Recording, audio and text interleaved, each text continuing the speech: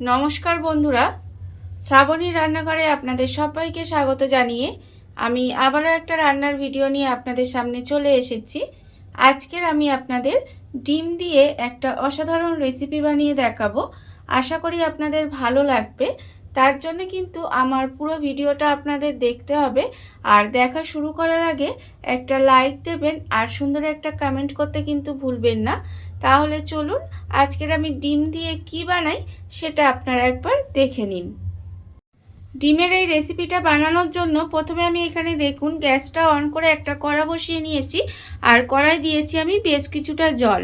এবারে প্রথমে আমি এখানে দেখুন 4টে ডিম রেখেছি, আর এই ডিমগুলোকে কিন্তু আমি খুব ভালোভাবে প্রথমে সেদ্ধ করে নেব। এই জলের মধ্যে দিয়ে দিলাম, দিয়ে ডিমগুলোকে আমায় খুব ভালোভাবে প্রথমে সেদ্ধ করে নিতে হবে।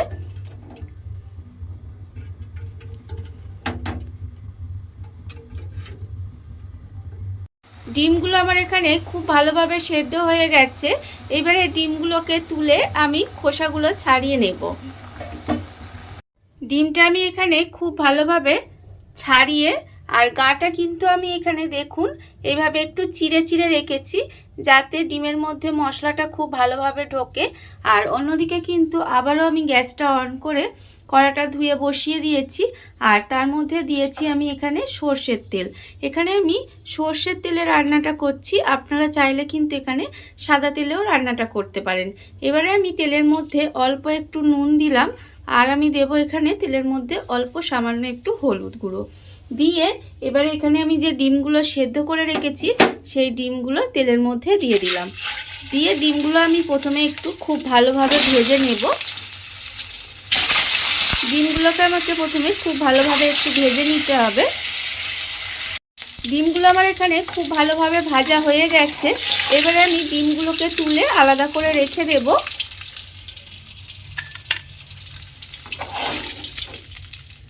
ডিমগুলো আমি এখানে আলাদা তুলে রেখে দিয়েছি।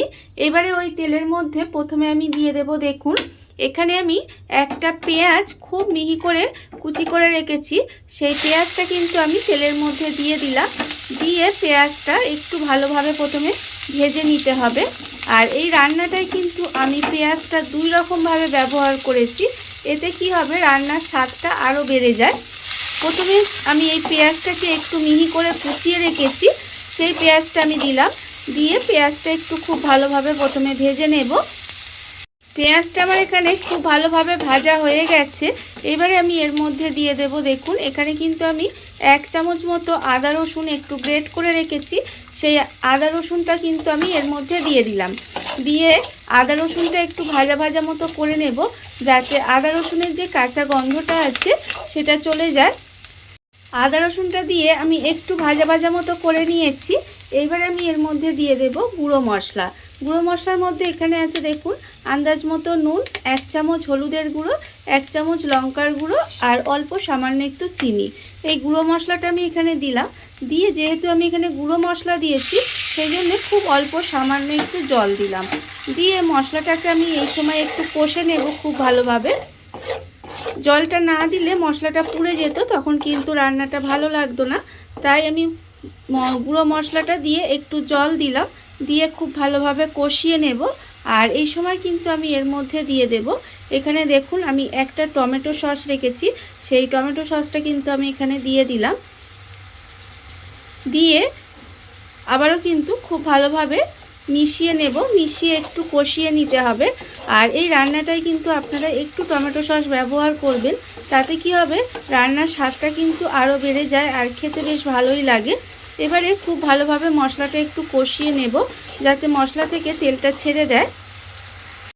মশলাটা আমি বেশ ভালো করে কষিয়ে নিয়েছি, দেখুন মশলা থেকে কিন্তু তেলটাও ছেড়ে দিয়েছে।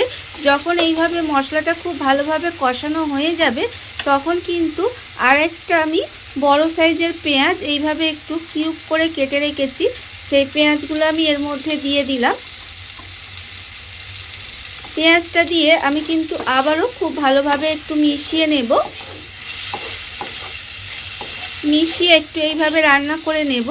আর এই সময় কিন্তু আমি এর মধ্যে আবারও দেখুন এখানে একটা বড় সাইজের টমেটো এইভাবে চৌকো চৌকো করে কেটে রেখেছি, সেই টমেটোটাও কিন্তু আমি এর মধ্যে দিয়ে দিলাম। দিয়ে এবার সমস্ত কিছু খুব ভালোভাবে আরেকবারও কষিয়ে নিতে হবে। সমস্ত কিছু আমার এখানে খুব ভালোভাবে কষানো হয়ে গেছে।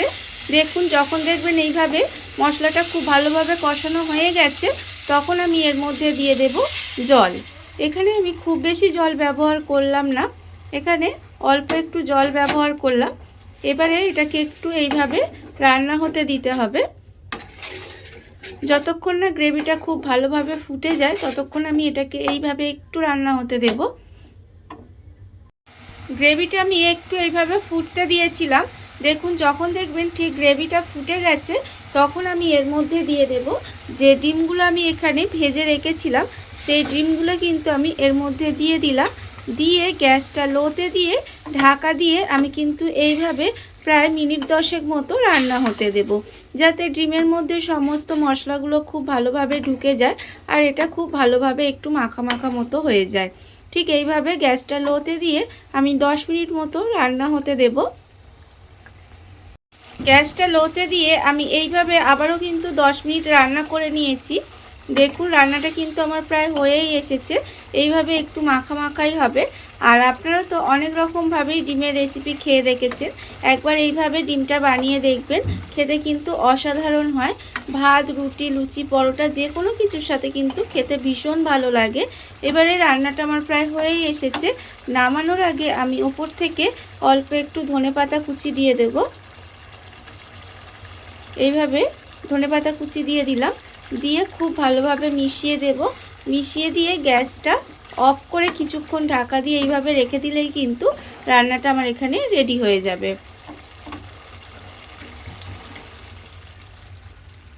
দেখুন বন্ধুরা, বাড়িতে থাকা কত অল্প উপকরণে কত অল্প সময় কত সুন্দর একটা ডিমের রেসিপি তৈরি হয়ে গেছে, আপনারা দেখতেই পেলেন। আর এটা কিন্তু গরম ভাত, রুটি, লুচি, পরোটা যে কোনো কিছুর সাথে খেতে কিন্তু ভীষণ ভীষণ ভালো লাগে। আপনারা একবার হলেও বাড়িতে এইভাবে বানিয়ে দেখতে পারেন। আর এই ভিডিওটা যদি আপনাদের ভালো লেগে থাকে, আপনারা যদি ফেসবুক থেকে দেখে থাকেন পেজটি ফলো করে দেওয়ার অনুরোধ রইল। আর যদি ইউটিউব থেকে দেখে থাকেন চ্যানেলটি সাবস্ক্রাইব করে নেওয়ার অনুরোধ রইল। তাহলে চলুন ভিডিওটা আমি এখানেই শেষ করছি। আপনারা সবাই ভালো থাকবেন, সুস্থ থাকবেন। আবারও হাজির হব নতুন কোনো রান্না নিয়ে।